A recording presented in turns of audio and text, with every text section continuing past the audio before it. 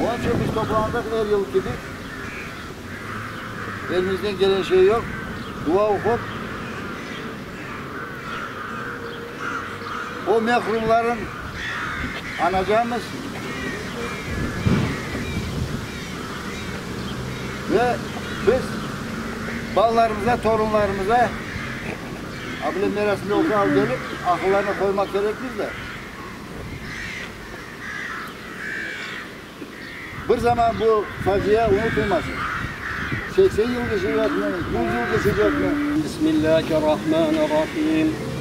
آمن الرسول بما أنزل إليه من ربه والمؤمنون كل آمن بالله وملائكته وكتبه ورسله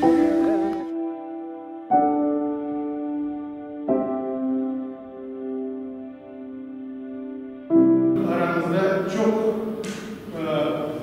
siyasetle uğraşan ve bizim halkımızın ardından giden evlatlar, bağlar şimdi Kapshane'de bir yatalı. Onların bağları şimdi kokusuz kaldı. Elbette bu bağlara yardım etmek gerekiyor. Her zaman.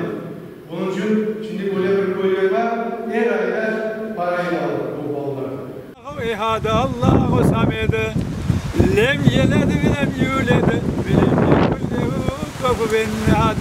Allah قل يحييها الذي أنشاها أول مرة وهو بكل خلق عليم الذي جعل لكم من الشجر الأخضر نارا وإذا أنتم منه توقدون أوليس الذي خلق السماوات